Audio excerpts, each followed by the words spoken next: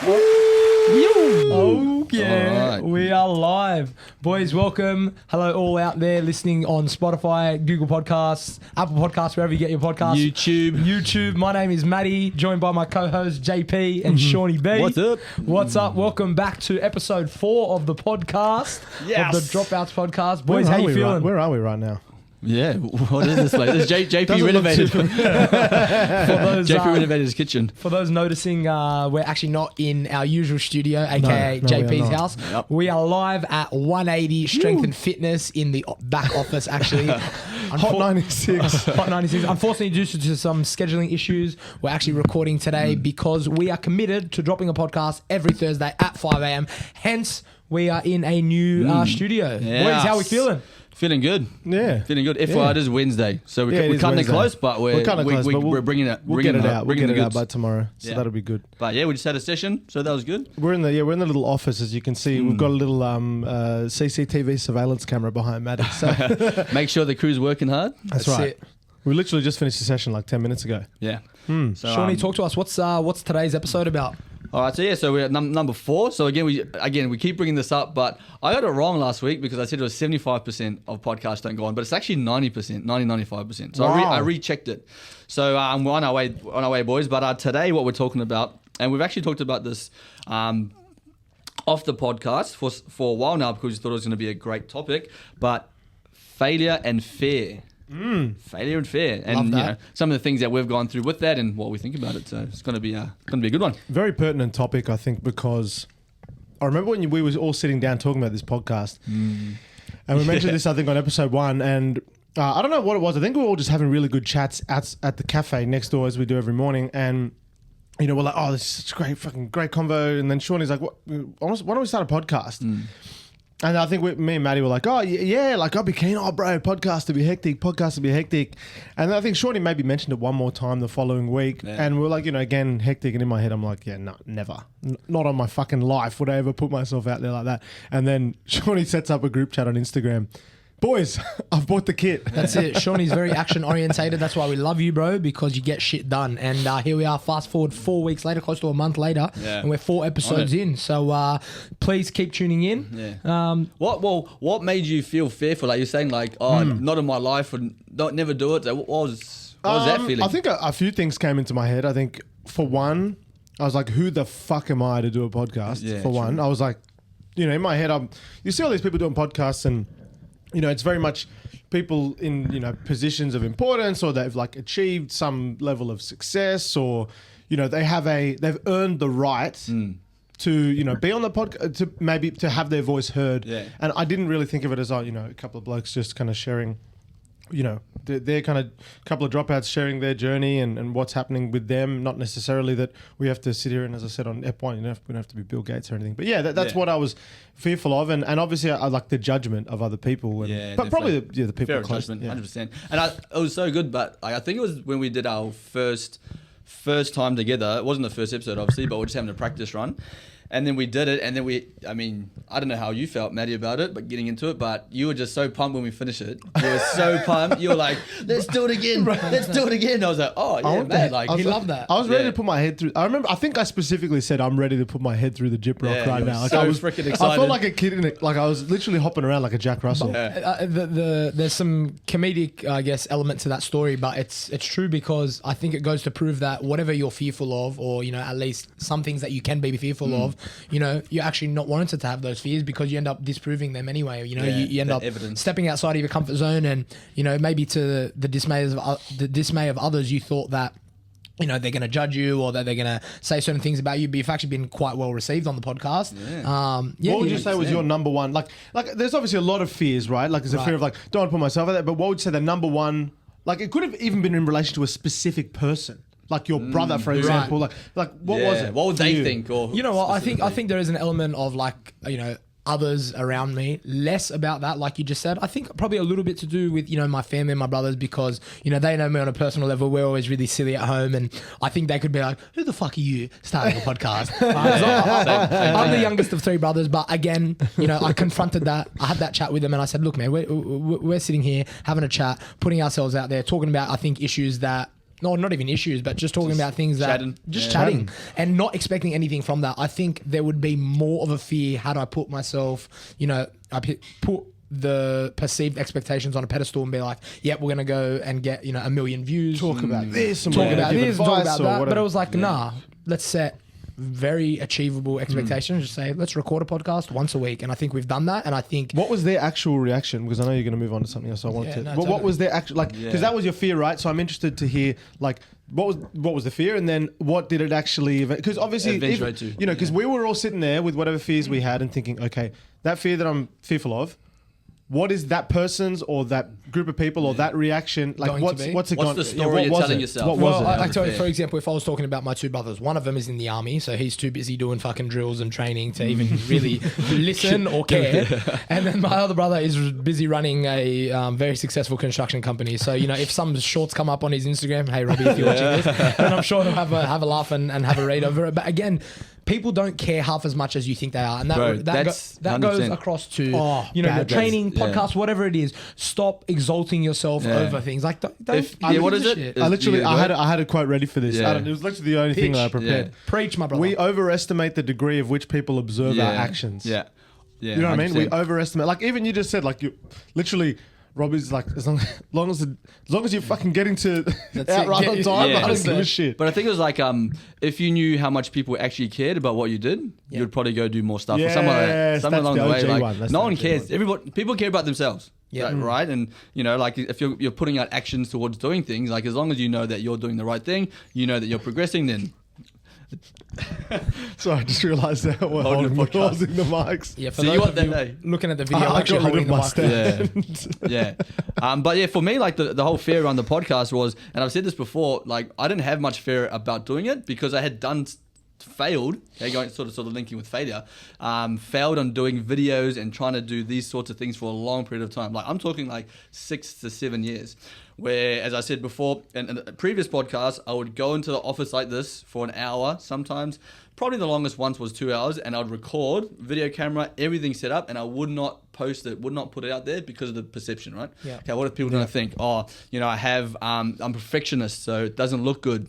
What's the when you have imposter syndrome, when you think you don't know enough, right? And you study more, you go to do it, but then you don't do it. And that's a massive. That imposter syndrome is really, really big, and that's why they say, like, if you take it away from like creating and you more think about rather like documenting, you feel less like an imposter, because even like for us, we're just like, the whole tone of this podcast is not like, we've achieved something and we're sharing our knowledge, but rather we're just talking about our journey on some particular topics, and we haven't figured it out, and that makes us maybe feel more comfortable with the fact that we're even sharing. And we hope that you can like probably relate that to, relate to us a little bit more. I know that when I'm watching podcasts with, people with PhDs and JP slapping on his shake. Shout out to Elevate, nice Elevate, shake. yeah. Shout out to Elevate. But yeah, no, definitely we hope you can appreciate, or at least take some sort of, whether it's a laugh or a little bit of education, whatever that you get from this podcast, we hope that it's of some value to you. But what I wanted to talk about a little bit with fear and failure is,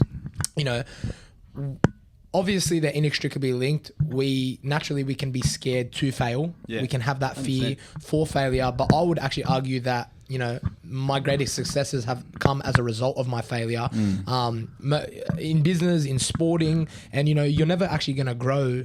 You hear that a lot. You're never going to grow unless you fail. And I think the more that we embrace failure rather than fear the failure, I think the greater our outcome will be. And I've had that in business. I like to, share a little bit of a story about failure.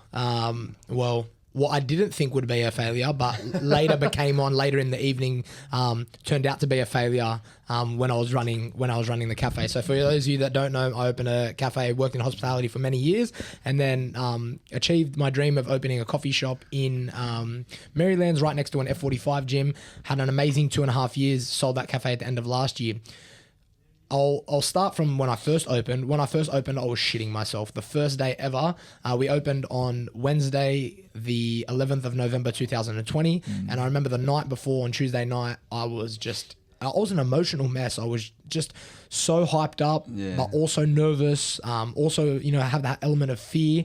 And then I went in, and then that first 2 weeks was just a grind. It was just up at the crack of dawn, staying till 4 or 5 o'clock in the afternoon back there to make protein shakes in the evening. I was just grinding, man, day after day after day to get this business off the ground. And I think there was a little bit of naivety on my side because I didn't I knew that there was going to be a lot of hard work involved in that process, but I think it was definitely a slap in the face, getting those first few months under my belt.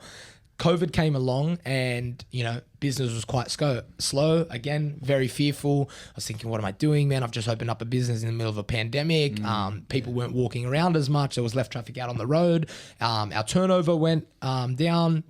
And I was thinking, okay, rattling my brain, what can I do? What can I do to get myself out of this hole that we're in? Okay, let's start to do pop-up evenings because, there was lots of different coffee shops. Yeah. So we started to explore down different avenues of bringing in new customers and bringing in new business. And ultimately, I love burgers. I fucking love burgers. Who doesn't love a good burger? Who doesn't love a good burger? No, but man? I saw your videos on the Brother Bear page, bro. You were fucking Mate, whipping up smashing hectic burgers. Anyway, go on. Yeah, no, that's cool, man. And yeah, we ended up doing a burger night pop-up. So I think it was the Monday, created on Canva, burger pop-up night, come down from 5:30 p.m. We'll be grilling burgers, hyped it up, make these cool posts. And, we got a little bit of traction on Instagram, a couple of 100 likes. And I was thinking, yeah, man, hopefully we get, 30 or 40 people down there, maybe 50. Me and my brother and my cousin, who wasn't actually even working at the coffee shop at the time, but I just said, look, man, I feel like we might need an extra hand. Yeah, Come just down, in case. just in case. Anyway, hyped it up. 5:30 came along.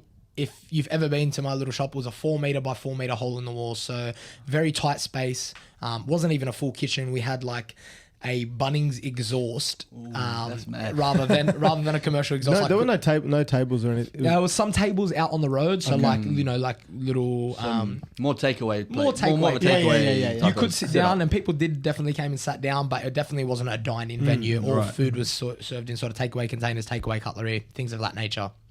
That night came along. I think I prepared for about 60, maybe 70 or 80 burgers. Had them all done in patties, cut all the burger buns in half, done as much prep as I thought that we would need for that night. Yeah.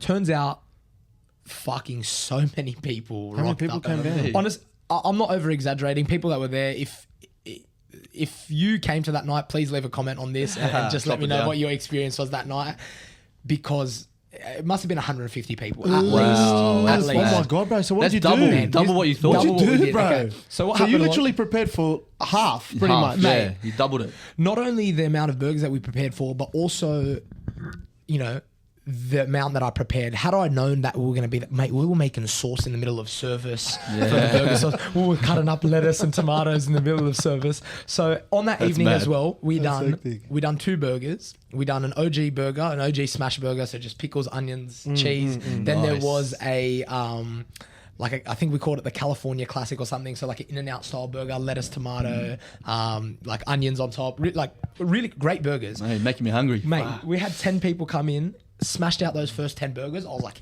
hectic. We're going to have an awesome night. Yeah. Meanwhile, on the inside of this little setup, we had like a little fold-out Bunnings trestle tables. It was not a full kitchen setup. yeah. It was just to get us through that night. After the first 10 came, around 6 o'clock came, we also had chicken wings, onion rings, and loaded fries. On the menu. On the menu. So you had all. Oh my god! So we had 2 bro. burgers, 3 sides, all your drinks, whatever it is. and like mate, what 3 staff? and like 3 staff, people taking orders.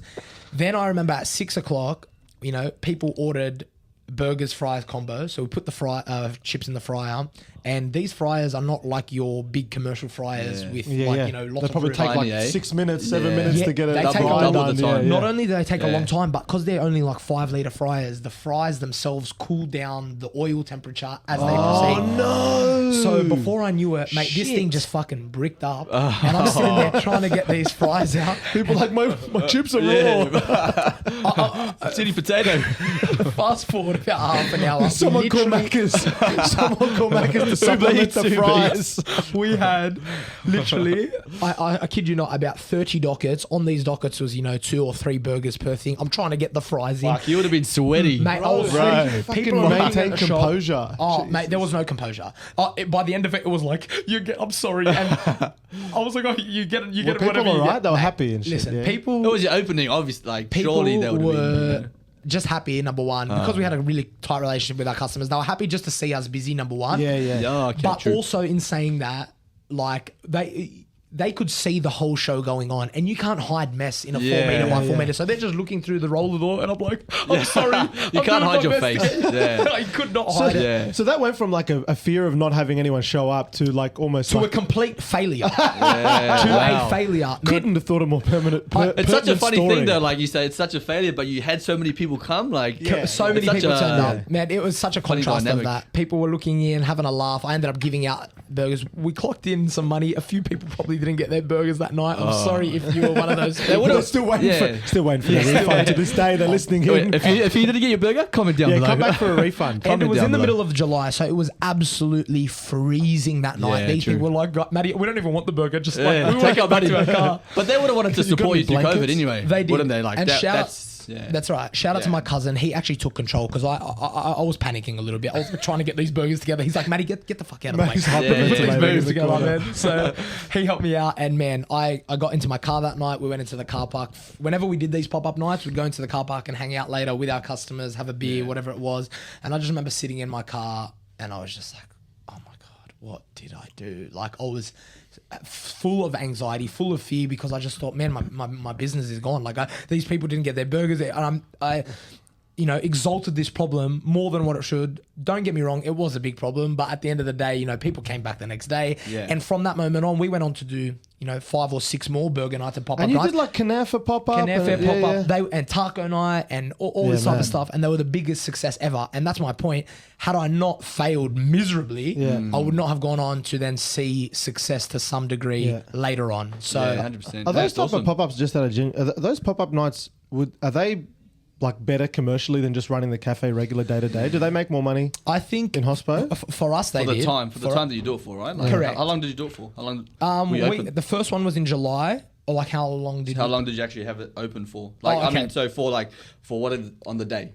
How So long? what we did was, after we, like, again, all learning, discovering, working out best systems and processes, we just said, yeah, come down, had 10 menu items, and everyone just came up, and that completely messed us up. Yeah, So yeah, what yeah. we did in the future was like, okay, it's still COVID. What we're going to do is we'll have 3 separate pickup times, one at 6 o'clock, one at 6:30, one at 7 o'clock. And I was able to sell more burgers, get them out successfully because I had People like listed- structure. Oh, you actually said a pickup time. Yeah, I said a pickup That's time. good. fucking genius. Mate, Yeah, it was that's so good. good because Where'd you get that idea from? That's such a great idea. well, it was just it came naturally because of the restrictions imposed on us during COVID. Oh. I was just thinking, what's the Couldn't best have way? too many people, Oh, I that's guess. so smart though. It's like restaurant seating times so that they can prepare Yeah, specifically yeah. for a seating time. Yeah, Correct. okay. And then it's Interesting. better for you when you're making the food. Yeah, So exactly. you can tell who's coming, yeah. Yeah, I'll touch base on another story a bit later in the podcast about sort of another failure, almost fear, again relating to food. This time not in my cafe, but rather we were.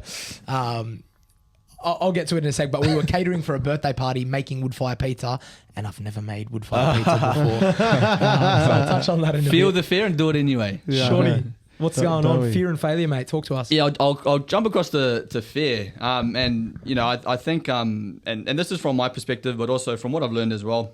But fear is just a story that we tell ourselves before the actual activity happens, right? So, for example, with our podcast, thinking about what's going to happen, we could think about the worst possible thing, like no one's going to listen to it, we're not going to be able to sound good, the sound equipment's going to be all stuffed up. We can make all these stories up and we lean into that fear. But the thing is, it's not actually real. Right, so there's 2 things I'll talk about, like fear where it's not actually real, as I just said, but also fear where you have the evidence of the fear being real. So I'll just tell you a quick story about the first time I said the F word and the fear that came from that and the story that I made up from that. So I was in year 5, it was in primary school, and me and my mate wanted to play a footy game against 2 older boys. I think they were in year 6. So I've never heard my mother say the F word, hardly ever swear. And then my father, whenever we used to watch footy, he used to say fudge, right? So, fudge, So I would look at my dad, I'd be like, I was at primary school, even at that time, people were swearing. I was like, Dad, I know what you're talking about, but from my I know understanding... what you're doing, yeah, Dad. I know what you're doing. Just say it. But I knew in my household, we didn't Yeah. swear, right? Yeah, We didn't curse. So anyway, we're playing this footy game. There was a fence line. And I got the ball. I was running across the fence line, and one of the boys pushed me into the fence.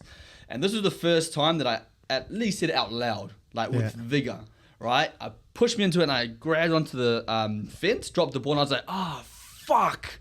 loud, and then my world froze. At that point, what I thought was going to happen was this. The kid heard me. The kid was going to tell the teacher. The teacher was going to go to the office. The teacher was going to tell the principal. The principal was going to call my dad. My dad would have to leave work, come to the school. I was going to get expelled. I was going to get suspended. No. I was going to get home, and my dad was going to give me the biggest hiding of my life. Oh my God. That's hilarious. Honestly, in that moment. So that was my fear. And I was scared like the whole day. For the rest of the day, it was lunchtime. The rest of the day, I was shit scared. So obviously I was walking home. Me and my sister used to walk home, and I was just like kicking rocks, like, oh my gosh, like this is what's going to happen. You know, they've probably called my dad already. He didn't come to the school, but he probably couldn't come to the school. And, you know, I was just making up this story. Got home, ended up seeing my dad later that night, you know, and I had my hands behind my bum, right? I was like, What, so he didn't get smacked? I was waiting. I was like, Oh, okay. waiting. I was like, oh man, like I'm probably gonna get a massive hiding. And I was like, Here it oh, comes. how was school? And I was like, yeah, good. I was like, oh, did you get any calls? He's like, no, like no. And then anyway, nothing happened. So anyway, nothing happened, right? So my dad didn't get called. The principal didn't get told. The teacher didn't get told. The kid probably didn't hear me. But I had this this fear of what was going to happen based on the story that I just told myself, right? So that's where I say, like, fear in itself, we can make up these stories, but where it's not actually real, right? So that was one. But then the other side of it is, okay, so what if that actually did happen? Yeah. What if happens that was you the got case that bashed? did happen? Like, in hindsight, I knew that wouldn't happen. Even if they did tell the principal, my dad would have just sat me down and had a chat to me. It would have been all fine. And that goes back to how we actually see fear itself. We can look at negative things that are going to happen and lean into that, or we can look at it at a different perspective and look at what's actually going to happen in a positive way. Because if I thought this, for example, you know, the teacher's going to tell the principal's going to tell my dad, and my dad comes in and he just sits me down and he just says to me, hey, look, son, you know, we don't swear, but look, I understand that happened and that's okay, no worries. If I felt that, maybe the fear wouldn't have been there as much. So I think that we can look at it at two sides. And let's say again, as I was saying, if it actually did happen the way that I thought, the next time that I swore, the fear would be justifiable because it actually happened. Okay. So I think you can look at it. That's how we learn. That's like Pavlov's theory. You know, the dog. You know, 100%. like when a bell is rung and the dog's given a treat. You know, yes. Pavlov's. You know. Yeah. So that's what I think about fear, and that was sort of just a story where I built up this massive story about what was going to happen, and it actually didn't happen. You So convoluted looking this at, problem in your head for no Yeah. reason. yeah, 100%. And I think that's what people do, like the podcast, for example. Okay, what's going to happen, or whatever you're going to do with regards to working towards goals or facing up to certain things. And this is something that I did last year, actually, that I felt was really good to actually try different things or lean into different things.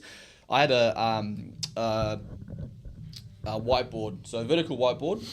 And I had it at the front of my door, and I wrote on it "fuck it" in big letters, "fuck it."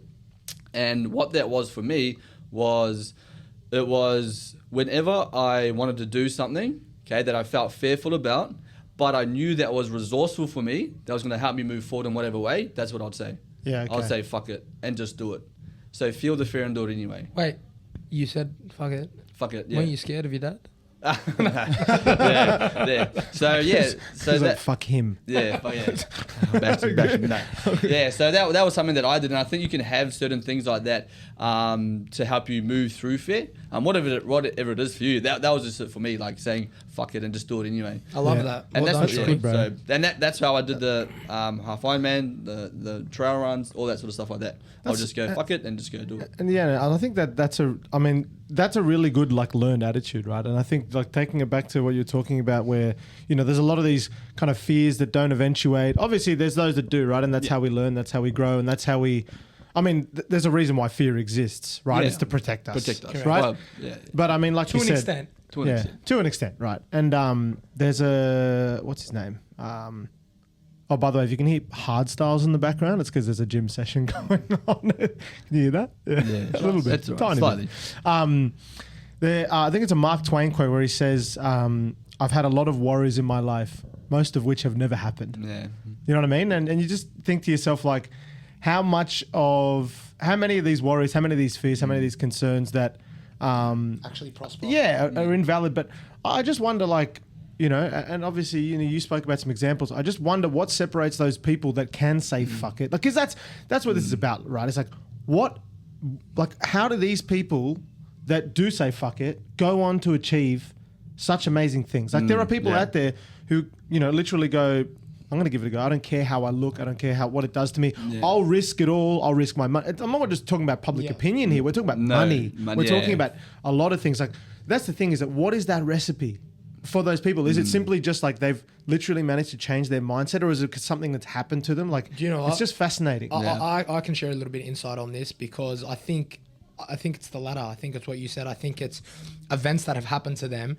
They may have failed in something, or they may have lost something, or they may have been through trauma that once they've gone through that, they thought that event or the loss of that thing would kill them. Once they've experienced they experience that, once they undergo that and they feel all those emotions and they go through all those feelings, and then they come out on the other side of it, all of a sudden everything is so insignificant compared to that event. But once you've been to the bottom of the barrel, there's nowhere else to go. And that's right? actually that, and I haven't even finished the book. You've probably read the whole thing. David Goggins' book, Can't Hurt Me.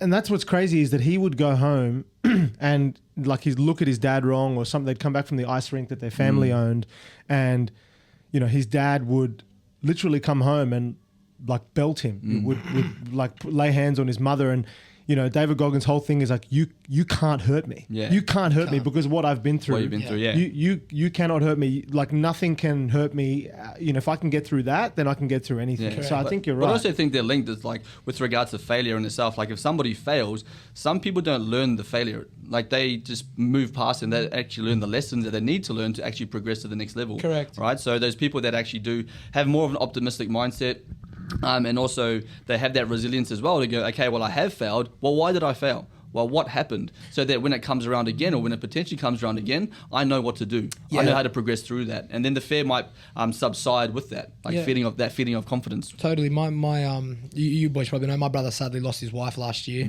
Horrible circumstance, and that was really challenging for him. Overcame that, or is still coming to learn to overcome that. But he taught me something that has just stuck with me for the last 4 or 5 months. When he told me, it was, she sadly passed. He's going through his battles and going through the grief and the loss and the experience of not having her by his side. And to him, had you said to him before she passed, that would be his biggest fear. That would be anyone's biggest fear. That would be your biggest fear if you were going to lose your wife, or to lose a spouse, or to someone really close. And there'd to be you. an element of as a husband, and I think especially, I think that most men feel this, but I think in particular, being an Egyptian, being on an ethnic, with an ethnic background, I think there's that very much that traditional sense of my job is to my job is the protector. Yeah. My job, is the protector of So I think that anyway. Go on, sorry, mate. No, that's all right, bro. He ended up saying to me a few months ago, we went for dinner, and after she had passed, he was like, he had business was a little bit slower at the start of the year, started to go through some other things, was battling some other things, and he had all these pent up fears and all these pent up worries, but they amounted to nothing compared to the loss of his wife. So he was able to overcome these things, and he goes, my biggest fear after losing my wife was losing my business, and having to tell my boys, yep, we're gonna pack it up, there's no more work for us to go around, things like that. And when he was able to surrender and just say, you know what, I'm not going to die if these things happen. I'm not going. These things aren't going to kill me, because what I thought would kill me has only made me stronger. And he was actually able to persevere past that point and continue to push on. And I think it served as a catalyst for him to actually become a really insanely strong human. And I think some of the strongest people that probably all of us know are the people who have been, down to the absolute bottom of the barrel. Like you just said a little bit earlier, I think the more we learn to embrace those failures, or, embrace those fears and overcome them, granted they're hard at the time, and, we're all human, we have those emotions, but you can come out on the other side of them a lot easier said than done. But definitely. Yeah, because there's always you always have, I think, and sorry boys, I just turned down the mics a bit so that the background music wasn't coming on so much. But I think that there's always going to be an element of whenever there is a failure, the lessons learned are only relevant so long as that individual feels like they've made some sort of mistake, or they've fucked up in some way. There's always going to be a learning from those experiences, right? Some people won't. Eh? Yeah, some people won't. Yeah, the ego will get in the way, and they'll just blame or exactly right. But I think that as long as people can look at those failures and acknowledge, or use those failures as something to drive them, right? Because that's the thing, is that for example, obviously we talked about this already on episode 1, but when I got that, even though I was, bludging, not doing much when I was at uni, I got that letter in the mail that said like, hey, like, you're getting kicked out basically for a year or two. You can't come back for 12 months.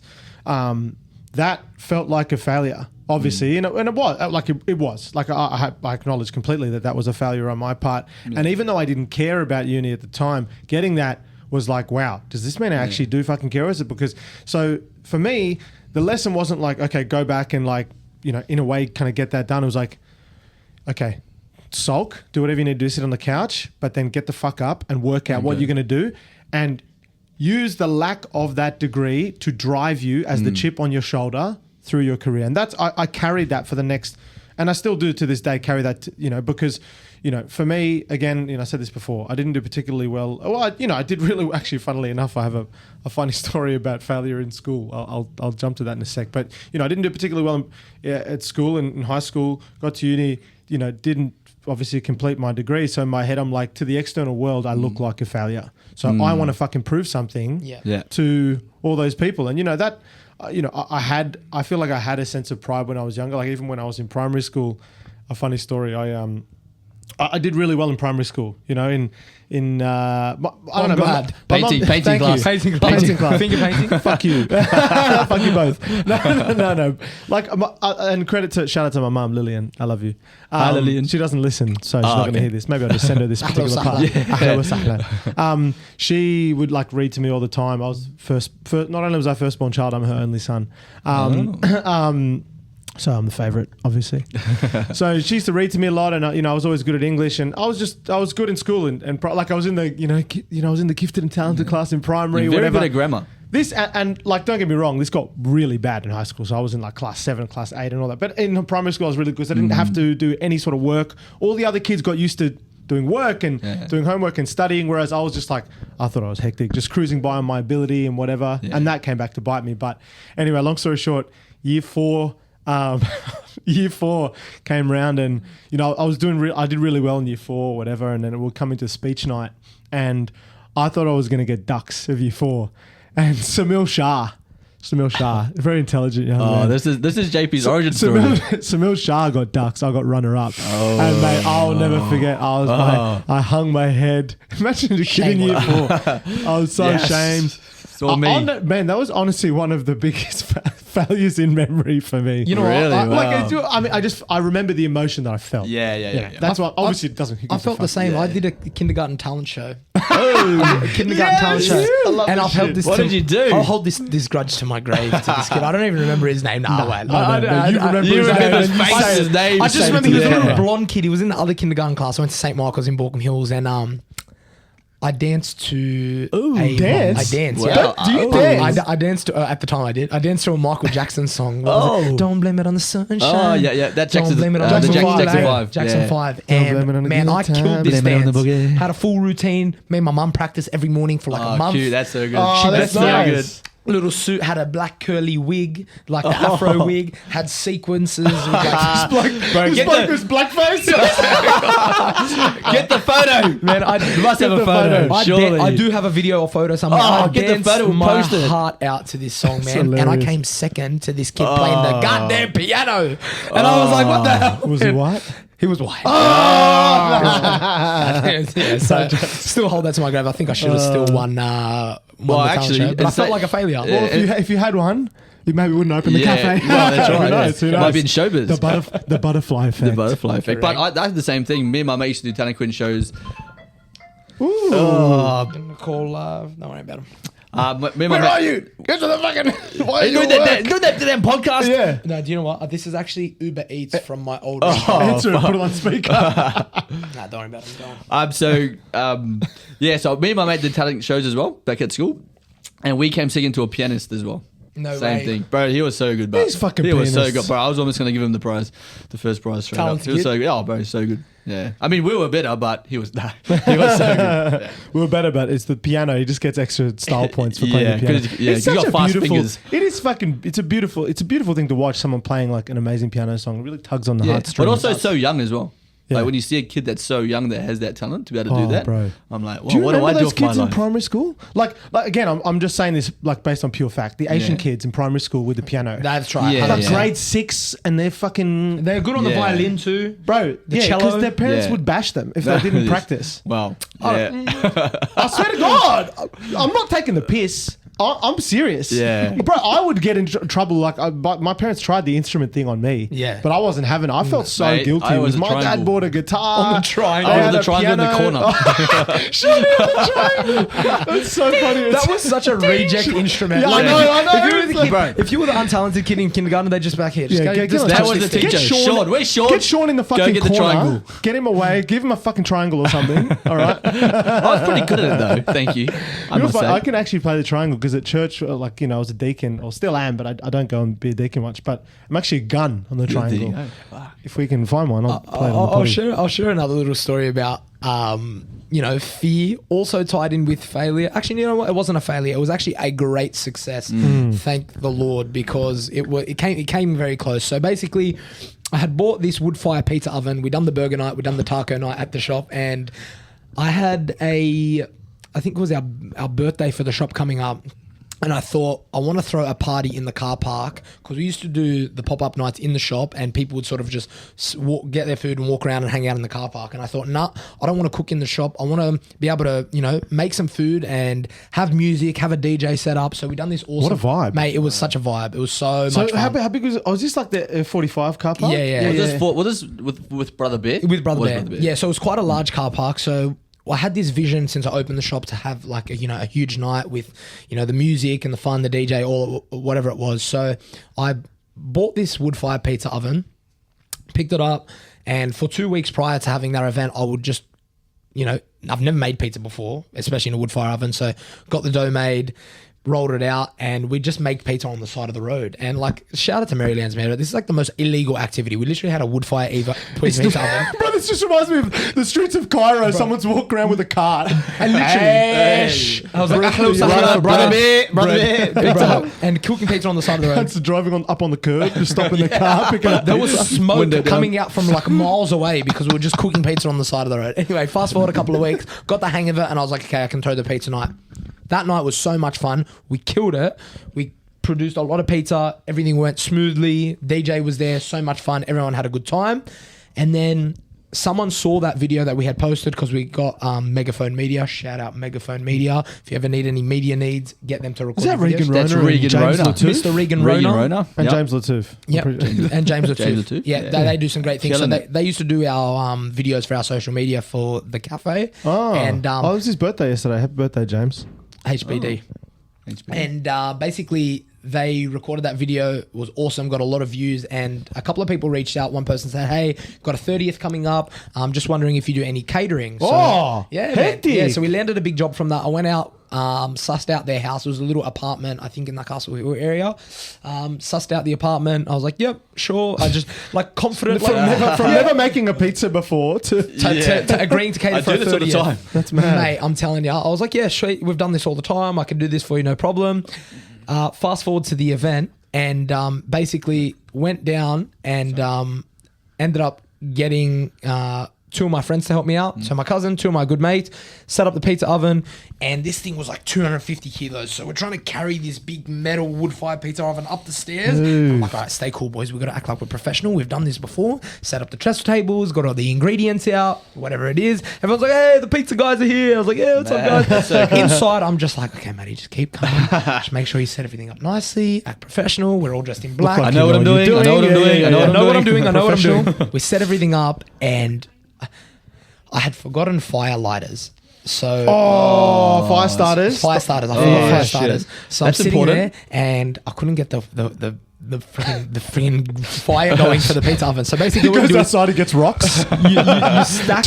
you stack logs together, put the fire lighters underneath, heat it up, and then slide the wood fire into the back of the okay, oven. okay. But I couldn't get the freaking fire going, so I'm sitting there panicking. I'm like to my cousin, listen, bro, just like, give me some paper, let me get this thing going. Because people are starting, no, they're not sus, but in my head, I'm exalting the Yeah. problem. I'm like, oh my Yeah, God. yeah, Is that yeah, 'cause yeah. you're sweating If anyone profusely? looks in your direction, you're like, Yeah. they're fucking starving. Yeah, Where's the yeah, pizza? yeah. Where's the pizza? So I just said, there's a Bunnings up the road. And I was like to my mate, and he's his leg was completely cooked, but he sprinted there. He's like, I'll go get him. So I was like, okay, run to Bunnings. He started running to Bunnings. He came back in about literally 5 minutes. I was like, oh, thank you.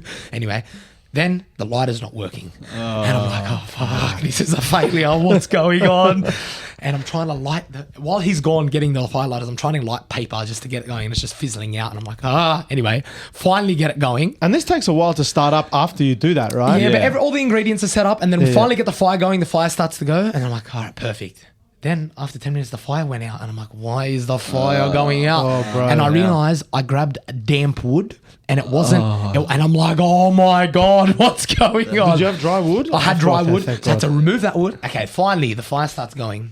Then we get a dough roller. And at the event at my cafe, a good friend of mine, Nick, was helping me out. He's a gun on the dough machine. He was rolling out the pizza. You put it in the top, wait for the dough to fall to the bottom, put it in a couple of times, spread it out with your hands, flour. That's mad. So you guys are doing the We're doing it full oh, proper. yeah, The pizza turned out amazing, but just in the process to getting the pizzas out, it was an absolute nightmare. Anyway, the pin that holds the roller for the dough roller started falling out, and I'm trying to put it in, and I've never made pizza on the dough roller before. My mate was doing it for me at the last time, and I'm trying to do it, and it keeps, if you've ever used the dough roller before, it chews up the dough, and it just kept splitting. And I'm panicking. I'm to my cousin. Is that similar to when you put the pasta through a thing? Correct. Very similar, okay, except it drops out, and then you drop it through. You go again. You go again to get it really thin. And you change the setting. Change the setting. Yeah, nice. But the pin kept falling out, and for literally 25 minutes, I'm like, people are going to notice people started to be like, how long into it was this? This was was this half an hour into it, an hour? I gave myself an hour early, so I just made sure we got there. If we ran into any of these problems, and we did, and luckily, finally the pizza starts coming out sweet. We got it. Put in the pizza on, and I'm to my cousin, because this is the cousin, shout out Mick, he helped me on the burger night when things weren't going on, and he to be honest, I buckled, and he just came in. He's like, "Get out of the way, bro." Let me start doing it. And he starts putting it together, and man, we finally got the pizzas out. After about half an hour, the pizzas were cranking. People come up going, "Mate, this is the best pizza ever." Nice. These are delicious. No way, because that's the pizza hectic. was excellent, bro. Yeah. I put a lot of prosciutto, parmigiano, rocca, extra virgin olive oil. Yeah. You know what I mean? Proper San Marzano Bro, tomato. but that's good So because nice. straight out, just to have the ball, a lot of people, probably including myself, you haven't done things like that before. A lot of people would just bitch out and be like, hey, thanks for inquiring. They call it balls, but more like a lack of brains, busy. to be honest with you. But also probably just out of sheer necessity too. You're like, I'm going to do this because I need it. Yeah. Because I need it to. I need it to do well. I need it to survive. Yeah. Honestly, my cousin Oliver is very much like that. I've always been the type that's very much an overthinker. I won't even. I won't attempt something because I'm like, I can see a problem. 5 problems away. I won't, even for example, I know obviously I've got an interest in real estate, but I always told myself, no, a service business isn't the type of business I want to run. Whereas that's just a fucking problem for later. If you're running a successful service business, that's a win in itself. But, someone obviously like what you did, and my cousin Oliver, for example, he's always been the type that goes, bro, I'm doing this and I'm just going to work it out. What's the worst that can happen? Even with the gym, bro, at the end of the day, he's wanted to do that for a little while, but he's just he's the type of guy where he's not sitting there planning out how am I going to do demo, how am I going to get approval, how am I going to get the rent. He's this type of guy that goes, as long as I can get a look in, I'm going to do it. I'm going to do it. That's that optimistic trait, though. Yeah, highly optimistic. He doesn't. It's almost like, and when you meet people, especially obviously I come from a sales background. You notice that there's distinctly not 2 types. Obviously, there's it's on a spectrum, but you notice the people that are. They see things through a lens of risk, and you notice the people that tend to see things through a lens of opportunity. Yeah. And the people that obviously see things through that risk averse lens go, oh, this could happen, or what happens about this, or if people don't like it, or what if I can't do it? Whereas the people opportunistic lens almost ignore to a certain extent. They ignore the risks and they ignore the fears, and they go, oh, but what if it works? What if it works? But what if I fly? Well, that thing. Yeah, there's no pessimism in that whole conversation. It's optimistic. Like, this will work, and if it doesn't, well, okay, we'll figure it out. Sometimes it's blind optimism. Blind optimism, yeah. But they fucking do it half the time. But like what you're saying before about just jumping in and doing it, Sir Richard Branson's quote, if you've been given an opportunity, take it and figure out the rest later. Yeah. Right? So just jumping in, do whatever. Because again, you have to learn on the run. Yeah. And failure is what happens on the run. A lot of these principles, get better and better and better. A lot of these principles are biblical principles, honestly. If you've never read the Bible, open it up. I guarantee you will get a lot out of it. It'll touch your heart because it talks about living by faith, not by sight. And what that means essentially true. is not, don't pay attention to the external. Take that risk, okay? Because something positive is going to come out of that. You're going to, embrace, you're going to come, Christ suffered. Jesus suffered. You're going to go through suffering. You're going to go through, things that test and challenge you. But if you continue to persist and walk and walk and walk and take these small steps of faith, eventually you're going to be making bounds of faith. Mate, I've taken a lot of risk. I traveled by myself when I was 18. I didn't know what I was doing. I didn't know who I was meeting. And I take these risks and I've never looked back. All the risks that have taken, I've either failed and learned something from it. Hence, it wasn't a failure. It was a lesson and it was a blessing. And you're able to take these things. So I encourage you, if you're out there and there's even a small hurdle in front of you, try and overcome it. Try and take that step. Try and take that leap of faith, and I guarantee you something will positive come from it. Don't sit there. The worst thing you can do is we're gonna get to 50, 60, 70, 80 years old and be like, you know what, man, I never once took a risk. I never once decided to step outside of my comfort zone. Go and do it. Something great will come of it. I guarantee you. And people need to at least be willing to try. 100%. Again, coming back to just trying it, because even if you're not good at it, the imposter syndrome, right? That's it. Jordan Peterson said this. He said that everybody has imposter syndrome when they start. Oh. Everybody. Yeah. Everybody, no matter who you are. But He's from the there, you start to build the skills in that area. And you start to get better and better and better. But you just have to keep going with it. Okay? Not even worry about the goal at the end of the day. Okay? Worry about day by day. How are you getting better? Okay, I never used to be able to do that. But now look at me now. And look at us now in our 4th episode. I literally feel the most comfortable in this episode than when we did before. Yeah, I know. And right? I think it's partly because we've got the mics in And our I hands, got there's no no laptops. Zoom in on that. Zoom in on the toe. But you know what I mean? Like, each time you climb that mountain, you can get better and the skills are going to get better. And the people around you make a big difference in what you're saying around like being able to take that faith, right? But like, even I think back to when my first job out of, after leaving uni, or getting kicked out of uni, and then getting into agency recruitment, I remember when I was working for my director, Stella, she was like she was the type, she would throw you in the deep end, and she's like, sink or swim. No, not sink or swim, fucking swim. Better swim or fucking choke on the water. Yeah. And like, for example, we'd get in, and so the whole job in recruitment is obviously it's sales. So find the jobs, find the people that are advertising their jobs, and speak to them and get them to help you recruit their job. And that's how you get paid. You get a percentage fee of their salary. So for example, you're recruiting a $100,000 job. If the fee is 15%, it's a $15,000 fee that the company makes, right? So what that starts with is, if you haven't got any contacts, and I was fucking 21 at the time, you've got to go and look on Seek and see who's advertising jobs. Sometimes there's numbers, sometimes there's not. Sometimes you call through switchboard. She sat me down. She's like, you are going to call these CFOs, these 45-year-old, 50-year-old, 60-year-old people who are earning $300,000 a year, and you're going to speak to them, and you're not going to be scared, and you're going to say this exact word talk track, and here is how you disarm them. Here are all the things that they're going to say in response to you as to why they don't want to speak to you, and you're going to preempt those. You know what I mean? And that How did you feel? I was fucked up, man. I'm talking like major anxiety. She'd be sitting there. She'd have her headphones on, and I'm on the call like proper old school. I'm speaking on the call. For example, I'd find a CFO's number somehow. I'd call them.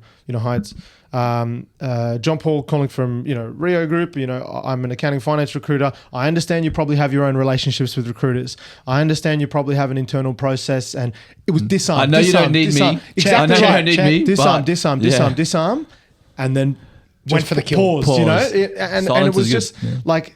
And being thrown in the deep end like that, like I'll be frank, I would not have done any of that if it wasn't for her. So the people around you, when it comes to those fears that you have that push you, the fact that you just pulled the trigger on the potty, and we're like, fuck, we're here now. It's too deep. We're in too deep almost. Those people around you are really important, because they can show you that, hey, check, you did it. You did it. You got that job, and you got a meeting with the CFO. You fucking 21-year-old little guy, who has stubble on his mustache. You were able to get a meeting, and so you can do it. Don't tell me you can't do it. Just so it's so important to have the people around you that know what you're capable of, and they truly believe in you, and they can push you, because sometimes you're not going to give yourself the push. They see something in you to be able to move forward. Exactly. They see something in you. Yeah, but 100%, and when you're looking at those people that are around you, and even looking at that willingness to even want to take on that information to be pushed, you need to be willing as well. You have to be willing as well, because in the fitness industry, the 5 months is the lifespan of a PT. Oh, really? 5 months. 5 months. Really? Yeah. Fuck, all that study for like a year or 6 months or whatever. And Yeah, then 5 months, yeah. And that comes down to people not being willing to go out and face their fears, right? Yep. A lot of them are sales, a lot of them are communicating with people, conversating with people, and going in the gym and actually having real conversations. And this could be back down to people that are quite young as well. But yeah, like, you need to be willing to put yourself out there. You need to be willing to fail. You need to be willing to learn. And I think, like you said, if you have those people around you that are willing to push you in those directions, hold your hand potentially, okay, help you through it, that's going to help you on the back end, definitely. And that's what I was the same case for when I started as a PT. I was told to go get preferred partners, and I was like, what do I say? Just go and ask them to do work together. And I was walking out of the gym like, okay, like, because this was in Castle Hill. And I had to go to the mall and just talk to anybody and everybody for like an hour. Do you have like a stand? No, you just go up with your cards and you just talk to the different Fuck, businesses. bro, that's baptism. Yeah. by That's fire. crazy. Yeah. But the thing was, like, I didn't know what to do. So sink or swim, I was like, okay, well, I'm either gonna go back with nothing or I'm gonna actually give it a crack.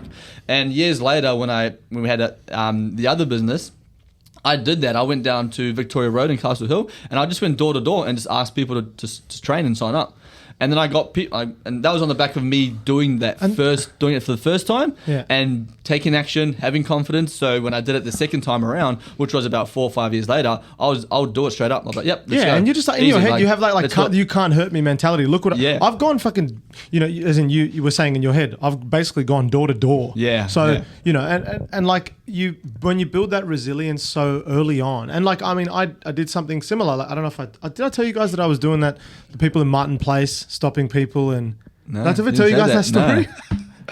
Bro, so I think this was actually when I got booted from uni. I was like, look at jobs or whatever. So I applied for this job. It's with this company called VMG Global. Anyway, so I applied for the job. They're like, oh, you can make all this money and da-da-da. And I didn't really care about money. For me, it was about experience at the time. Like, genuinely, I didn't give a shit about money. And you'll hear, like, even an example of that. So anyway, I go into this office. And it's one of those companies where we represent all these great companies like Médecins de Frontiers, Canteen, and you'd stand in Martin Place, not with an iPad, but with an actual stand, and you try and bring people in. There's annoying people that Hate everyone them. hates. Bro, we used to do Woolworths. Do not say you hate those people, Outside because those Woolworths. people have the hardest jobs on the Yeah. planet. I know. Well, I'll get out of my face. Anyway, yeah. But then they make you feel bad. They're like, this person is dying in Africa. Come help. I know. All right, yeah, look, it's come on. exactly, yeah. But like, and so I went into this office, and they're like getting us out in the first day. You had to get your own ABM, by the way. These scumbags, they wouldn't pay you one. They would not. It's commission only. Anyway, so you'd go into the office. I remember the guy who ran the company was like, on the first day, he's like trying to G us up, talk about your goals, talk about what you want to do, and he's like, I think he was Irish or Scott. I think it was a Scottish guy, and he's like, here's what I want. I want a Range Rover.